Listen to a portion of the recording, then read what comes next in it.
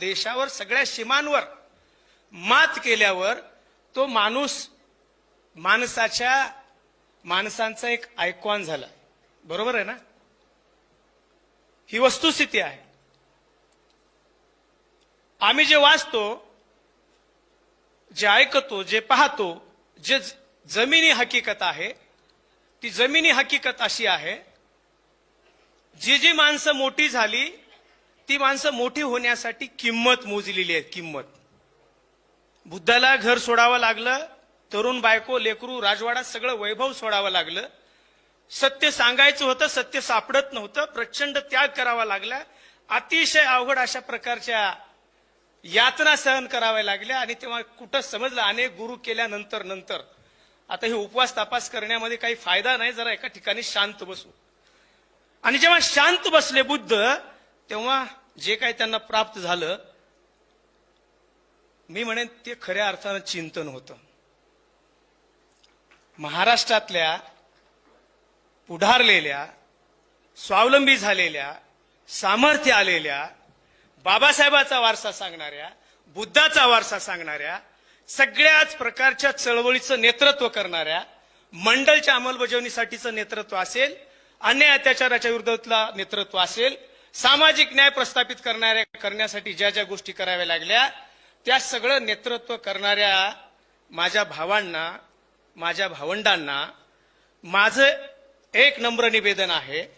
पाठीमागं केवळ मांगच राहिला नाही हो, पाठीमागं बेहतर आहे, पाठीमागं ढक्कलवार आहे, पाठीमागं बुरुड आहे, पाठीमागं अनेक ज्या गावगाड्यामध्ये आणि शहरीकरणामध्ये त्या जातीचं अस्तित्वच नाही. 59 जाती आणि क्षत्रबंदी उठल्यामुळे विदर्भातला कैकाडी सुद्धा अनुसूचित जातीमध्ये आलाय. अशा अनेक जाती आहेत. त्या जातींकडे बुद्धाच्या दृष्टिकोनातून तुम्ही पाहणार आहात की नाही? बाबासाहेबांच्या दृष्टिकोनात तुम्ही पाहणार आहात की नाही? शाहू महाराजांच्या दृष्टिकोनातून तुम्ही पाहणार आहात की नाही? आणि जर मग तुम्ही पाहणार नसाल, माझा प्रश्न आहे, अगदी नम्रपणाने विचारतो, तुम्हाला बुद्धाचा आणि बाबासाहेबांचं नाव घ्यायचा अधिकार आहे का? बुद्ध त्याग करतात, बाबासाहेब त्याग करतात, तेव्हा आमचे ते मुक्तिदाते होतात. आम्ही तेव्हा माणसात येतो. आता समाजाच्या मुख्य प्रवाहात यायचं आहे, समाजाच्या मुख्य प्रवाहात आणायचं आहे. ती जबाबदारी आपल्या खांद्यावर आहे. कशासाठी विरोध होतोय? काय आधार आहे? अतिशय विवेचन व्यवस्थित डॉक्टर गोतावळे करत होते. ते डॉक्टर BMS आहे आणि अभ्यासक आहे 15-20 वर्षापासून. ते कोणाच्या तरी द्वेषातून, कोणाच्या तरी फितवणीनं, अगदीच आगाऊपणे बेजबाबदार पद्धतीचं संशोधन करून ते बोलत नाहीत, मांडत नाहीत. ही वस्तुस्थिती आहे. बरं, यांना कोणाची फंडिंग नाही. आम्ही जे उभे आहोत ना, बाबासाहेबाच्या ऊर्जेवर उभे आहोत. आम्हाला कुठलीच ऊर्जा जगातली उपयोगाला आलेली नाही. मग ती धार्मिक असेल, अजून कुठली असेल. आणि ही ऊर्जा प्रामाणिक आहे, ही ऊर्जा अतिशय नीतिमान आहे, अतिशय ताकद तिच्यामध्ये आहे. त्याच्यामुळे हजारो पिढ्या गुलामगिरी सहन केलेला समाज उभं टाकलाय.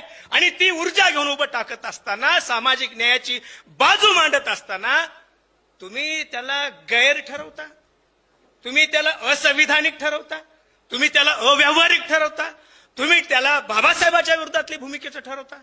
कोणी अधिकार दिलाय तुम्हाला? कोण दिलं सर्टिफिकेट तुम्हाला? बाबासाहेबांनी सर्टिफिकेट दिलं आहे? प्रमाणपत्र तुमच्याकडे काय नाही? हे चुकीचं आहे.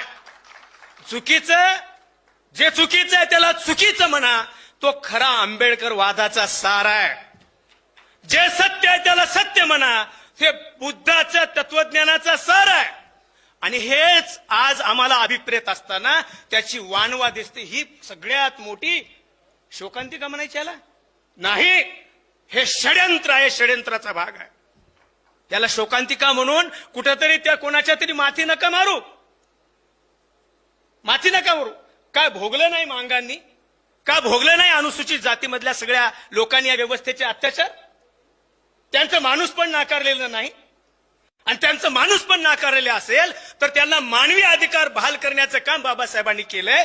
ते त्यांच्यापर्यंत जाता कामा नये. बरं, वर्गीकरणाचा विरोध करत असताना तुमच्याकडे संवैधानिक काही फॉर्म्युला नाही. तुम्ही असंही म्हणत नाही आता आम्ही थांबतो. राहू द्या वर्गीकरण बाजूला. आता आम्ही थांबतो. जे पाठीमागे राहिल्यात त्यांना पुढे घेऊन या. आहे तयारी? आहे नैतिकता? मेश्राम सर, मी तुम्हाला हात जोडून नम्र विनंती करतो, ह्या चिंतन परिषदेतून महाराष्ट्राला एक प्रामाणिकपणाने संदेश द्यायचा आहे. प्रामाणिकपणाने.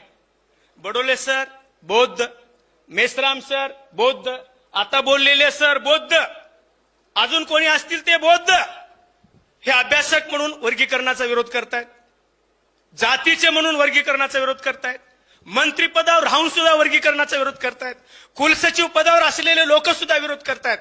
कृपया प्लीज करून मी तुमच्या पायावर डोकं ठेवून विनंती करतो. मी हे बोलू लागलो ना, व्यक्ती द्वेषातून नाही, जात द्वेषातून नाही, काहीतरी मला तुम्हाला ब्लेम करायचंय म्हणून नाही. अहो आम्ही जळतोय अक्षरशः.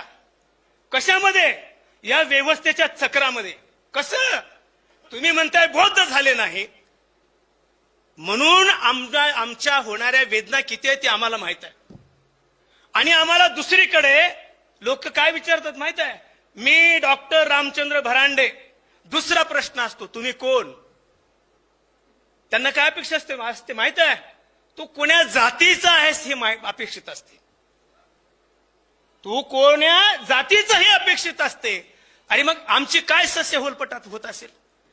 कोणत्या लाज वाटते जात सांगायची, आणि जेव्हा जात सांगायची लाज वाटते, मी कोण्या तोंडाने सांगू की मी हिंदू आहे म्हणून? कोण्या तोंडाने सांगू मी हिंदू आहे म्हणून?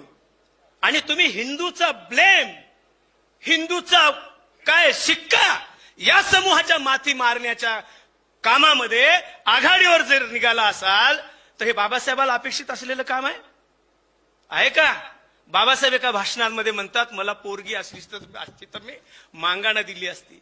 आपण गाणे काय वाजवतो? बाबासाहेब काय महाराजचं पोरग बामणाचं जावई झालं. बाबासाहेबाचा अजेंडा काय होता?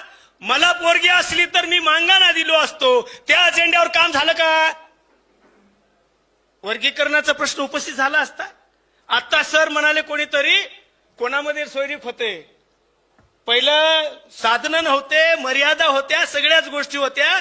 एकाच 10-20 खेड्यामध्ये लग्न व्हायचे.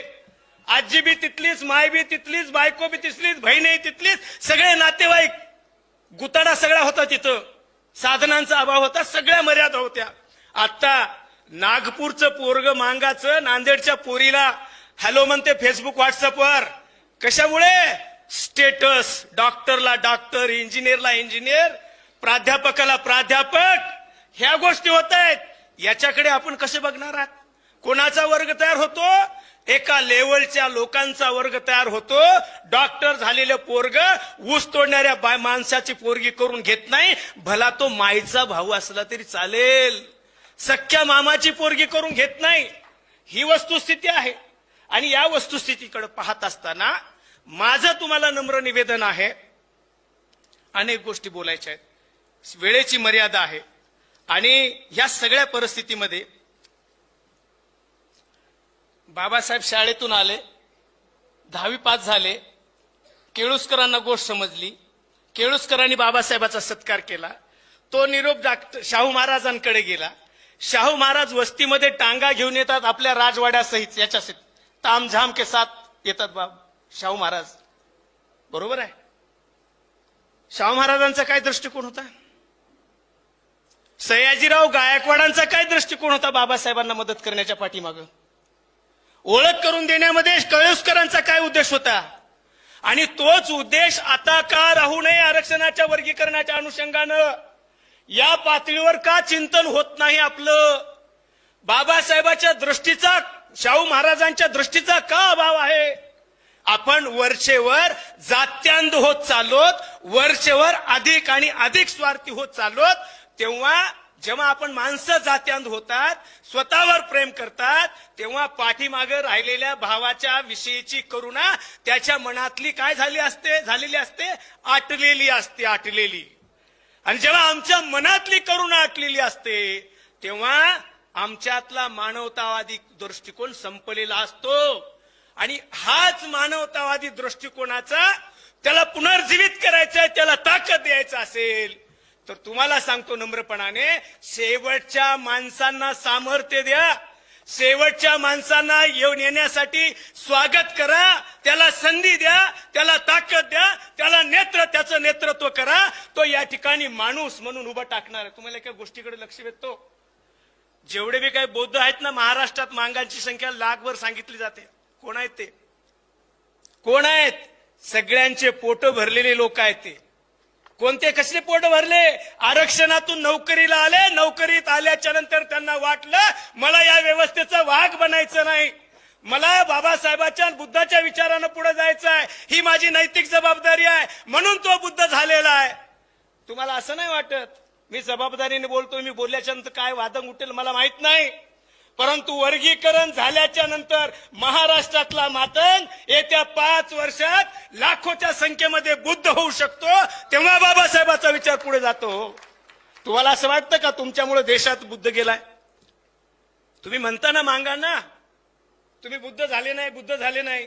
माझं ऑब्झर्वेशन आहे, मी अनेक वेळा बोललेलं आहे, एकही भिक्खू मांगवाड्यात अजून चहाला सुद्धा आला नाही. एकही भिक्खू मांगवाड्यात अजून चहाला सुद्धा आला नाही. याच्यावर तुमचं चिंतन होत नाही, ही वस्तुस्थिती आहे. काय येऊ नये? त्याला जगात बुद्ध गेलाय कळत नाही. मांगाचं महाराचं आड एक आहे, मसन एका ठिकाणी आहे, खातात एकच मोठं, सगळे दुखणे एक आहेत. इथं माई बहिणीवर शिवी दिली जाते, मांगा महारांना टार्गेट केलं जातं, बलात्कार केला जातो, तेव्हा तो व्यवस्थेचे बळी आहेत ना, व्यवस्थेचे बळी आहेत ना. मग हे व्यवस्थेचे बळी असलेले लोक आपले भाऊ कसे होऊ शकत नाही? आपल्याविषयी आपल्या मनात त्यांच्याविषयी बंधुत्वाची भावना का उपजत नाही, का वाटत नाही? या वस्तुस्थितीकडे कसं लक्ष देतात? तुम्ही म्हणताय फूट पडेल, तुम्ही म्हणताय एकजूट तुटेल, तुम्ही म्हणताय एकजूट तुटते. शहर गावगाड्याचं सोडा, गावगाड्या आहेत परंपरेनं, गावाच्या खलत मांगवाडा, त्याच्यानंतर मारवाडा, ही व्यवस्था आहे. परंतु शहरात दुपारेसरच्या बाजूला रामचंद्र भरांडेचं नसेल, दुसऱ्या एखाद्या चांबाराचं मांगाचंच घर आहे, तिथं कोटला ब्राह्मण, अडाणी अंबानीचा सोयरा, जैन मारवाडी येऊन तुमच्या इथं राहत नाही. कारण का तिथल्या प्लॉटची जी काही किंमत आहे ती कमी राहते. त्याला वाटते तिथं महाराजच्या जवळ आपण गेलं पाहिजे, तिथं प्लॉट घेतला पाहिजे. हे शहरातलं चित्र आहे. आणि या अशा प्रकारच्या चित्राला तुम्ही या पार्श्वभूमीवर तोडण्याचा प्रयत्न करताय. तुम्हाला वाटतं तुम्ही हे बाबासाहेबांचं काम करताय का? वाटत असेल तर लखलाभ. तुम्ही कुठल्याही परिस्थितीमध्ये काही करा, आम्ही काही बुद्धाचा मार्ग सोडणार नाही, आम्ही बाबासाहेबाचा मार्ग सोडणार नाही, आम्ही शाहूंचा मार्ग सोडणार नाही. आणि तुम्हाला एक गोष्ट सांगतो, बुद्ध जर फॉलो कोण करत असेल महाराष्ट्रामध्ये, तुम्ही सगळे मांगवाडे जाऊन तपासा, सगळ्याच बऱ्याचशा मांगांच्या गळ्यात पंढरपूरच्या माळा आहेत. आणि बाबासाहेब, तुकाराम, नामदेव हे सगळे माणसं सांगतात पंढरपूरचा विठोबा पुंडरीक आहे, म्हणजे तो बुद्ध आहे. मांगा अधिक नीतिमान आहेत, मांगा अधिक प्रामाणिक आहेत, मांगांची लिस्ट चोऱ्या करणाऱ्या, मारामाऱ्या करणाऱ्यांच्या यादीमध्ये नाहीत, मांग कोणालाच फसवत नाहीत, मांग कशाच अनितिमान जगत नाहीत. म्हणजे हेच खऱ्या अर्थानं बुद्ध आहेत, हेच खऱ्या अर्थानं बुद्ध आहेत. मग तुम्हाला सांगतो, हे एवढं सगळं वास्तव असताना त्यांना सोबत का घेत नाही? माणसांमध्ये विश्वास व्यवहार कधी होतो सर? माणसांची ज्ञानाची लेवल, माणसांची आर्थिक लेवल, माणसांच्या सगळ्या गोष्टी असतील त्यांच्यामध्ये विश्वास, प्रेम, व्यवहार बरोबरीचा असतो. जमीन आसमानचा फरक असलेल्या समाजाला तुम्ही कोणत्याही पातळीवर बुद्ध शिकवा, बुद्धाचं तत्वज्ञान तिथं जात नाही. आनंदाला सांगतानाची गोष्ट आहे, एक असाच भटकलेल्या माणसाला आनंद घेऊन आला बुद्धाकडे आणि त्यांना सांगू लागला सगळं तत्वज्ञान बुद्धाचं. त्याच्या काही लक्षच बसत नाही, त्याचं विचलित होतं लक्ष. ते बुद्धाच्या लक्षात आलं, त्या आनंदाला जवळ घेतला आणि बोललं, अरे आनंदा, त्याला भूक लागलेली अगोदर जेव घाल आणि त्याच्यानंतर तुझं तत्वज्ञान सांग.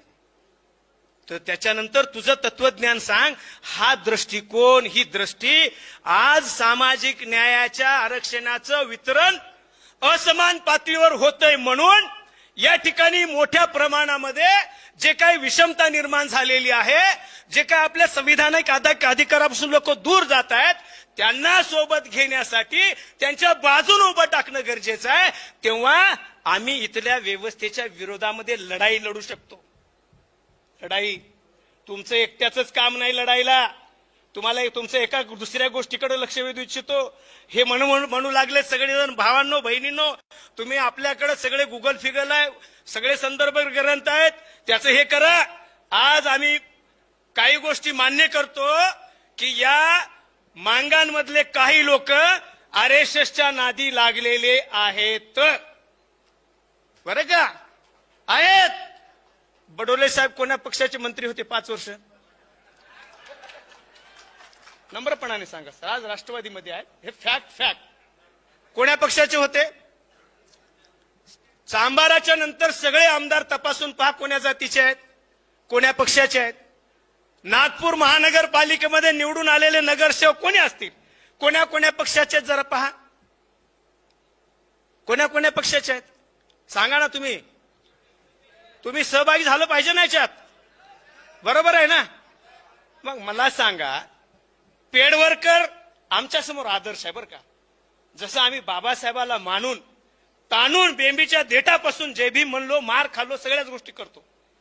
आम्हाला फार गालाचे मुक्के घेऊन बरायसी असं म्हणत नाही व्यवस्था. ते म्हणते याच्या माईला घोडे लावा म्हणते पाठवा गेले की. बरं का? मला बोलू द्या, मी महाराष्ट्रात कुठंच बोललो नाही.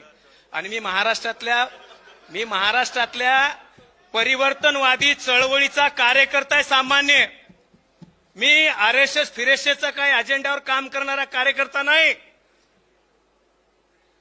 आणि जबाबदारीनं बोलतो, माझा मुक्तिदाता बाबासाहेब आंबेडकर आहे. मी बाबासाहेबाचाच बेनिफिशरीज आहे. माझ्या तालुक्याच्या बाजूला, मी बिलोली तालुक्यातला आहे, त्या हेडगेवारचं गाव कंदकुर्ती आहे. त्या हेडगेवारचा आमचा तसुबरे संबंध नाही. आम्ही या सगळ्या षड्यंत्रावर जाहीर सगळ्याच प्रकारच्या गोष्टी करतो. आम्ही नाकारतो, आम्ही कंडम करतो त्या गोष्टीला. महाराष्ट्रातली सामाजिक न्यायाची चळवळ, आरक्षण वर्गीकरणाची चळवळ बाबासाहेब आणि फुलेच्या शाहूच्या दृष्टिकोनातून आणि विचाराच्या परिप्रेक्षातून पुढे आलेली आहे. ही मानवतावादी चळवळ आहे, संविधानिक आधार असलेली चळवळ आहे. आणि त्याच्या पुढे जाऊन सांगू, ही आत्मसन्मानाची चळवळ आहे. जो समाज स्वावलंबी आहे, जो समाज आत्मनिर्भर आहे, जो समाज या ठिकाणी स्वतःच्या पायावर साधणार उभा आहे, तोच समाज आत्मसन्मानाची लढाई लढू शकतो. तुम्ही लढाई लढण्यामध्ये सबसेल फेल गेलेला आहात. माझा दावा आहे, आज RSSची एक भिक्खू संघ नावाची विंग आहे. मान्य करता की नाही तुम्ही? आहे ना? आहे. आणि मग हे असेल तर तुम्ही लढू शकता होय? कोण? अरे तुम्ही फेल गेलाय.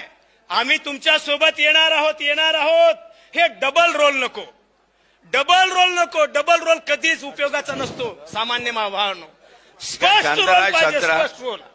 थोडा आटोप घ्या कारण वेळ झालाय, प्लीज जरा.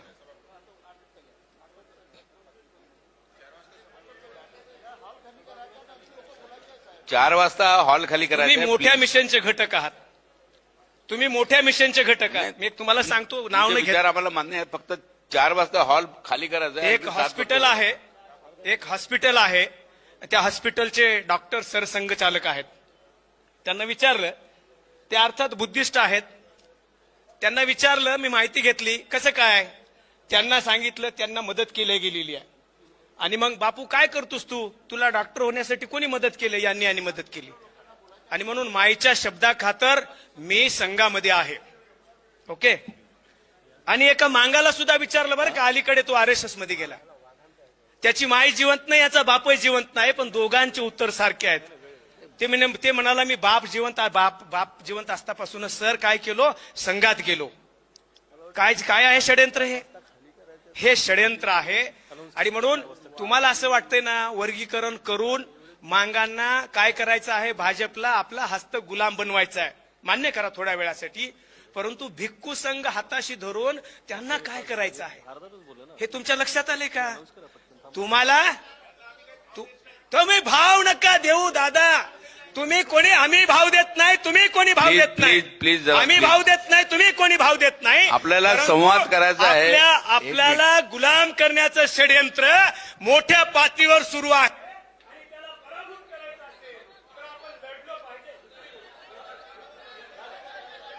अरे अरे नाही, असं नका करू, असं नका करू, असं नका करू. त्याला बोलू द्या. माझी विनंती आहे, तुम्ही समारोप वर्गीकरणावर करू बोला. द्या. अरे, वर्गीकरणावर बोला. राजेश आपसात भांडू राजेश नका. राजेश तुम्ही जरा नाही, बोलू तुम्ही द्या, त्यांना भांडताय. समारोप करू द्या. नाही, तुम्ही भांडताय. हो माझा आरोप राजेश, आहे. तुम्ही अरे भांडताय. त्यांना समारोप करू द्या, तुम्ही बाजूला व्हा. हे माझ्यावर आरोप सर भैयाजी. त्यांना समारोप करू द्या, असं नाही करा. हो ना, येस येस. हा भरांडे साहेब तुम्ही समारोप करा, समारोप yes, करा. चला. अरे काय करणार आता तुम्ही लोक? एंड कन्क्लूड करा. फरांडे साहेब कन्क्लूड करा. हा थांबू का सर?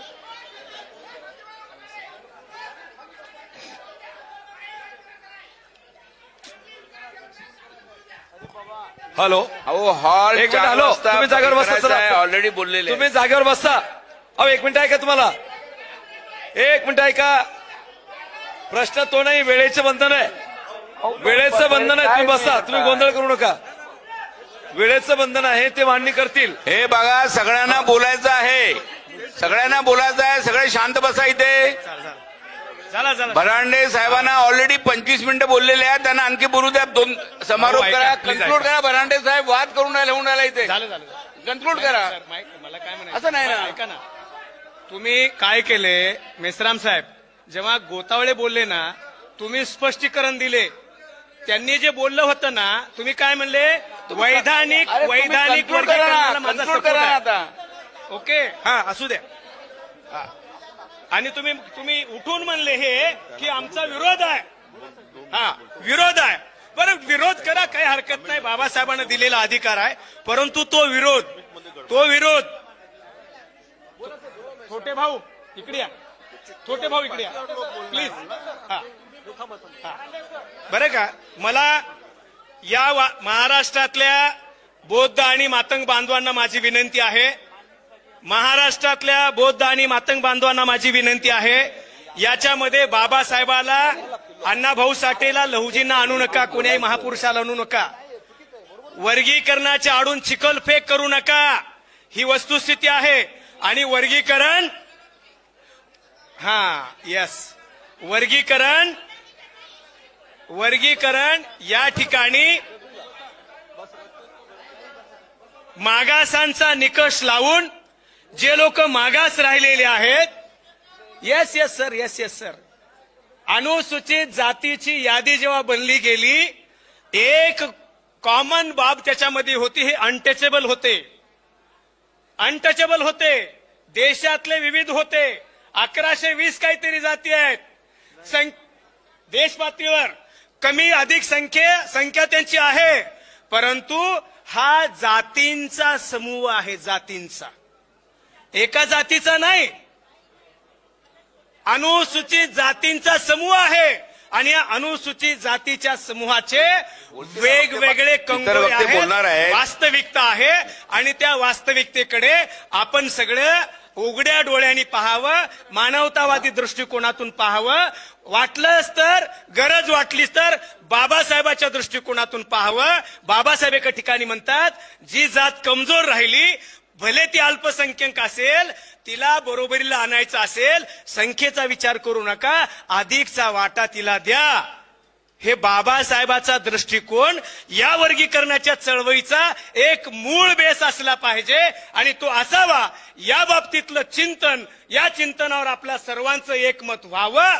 आणि जे काही सामाजिक न्यायापासून दूर असलेले लोक आहेत, ते जवळ कसे येतील, त्याच्याशिवाय दुसरा कुठला फॉर्म्युला नाही वर्गीकरणाशिवाय. ती गोष्ट आपण सगळ्यांनी करूया. आणि मी परत एकदा जाहीरपणे नाकारतो, आम्ही बाबासाहेबांचे, फुले शाहूंचे, लहूंचे वारसदार आहोत, लाभार्थी आहोत. आम्ही फुले काय त्याचं हेडगेवार आणि गोळवळकर आम्ही निश्चितपणानं यांना शत्रू मानत आलोत, शत्रू मानत राहू आणि त्यांचं षड्यंत्र शत्रूचं उद्ध्वस्त करण्यासाठी परत एकदा काल पोचीराम कांबळेंची बाई वारली, तिला मी शब्दसुमनाने श्रद्धांजली वाहतो आणि या व्यवस्थेला गाडून टाकण्यासाठी, मनुवादी व्यवस्थेला गाडून टाकण्यासाठी, आमचा बळी देण्यासाठी आम्ही पहिल्यांदा पुढे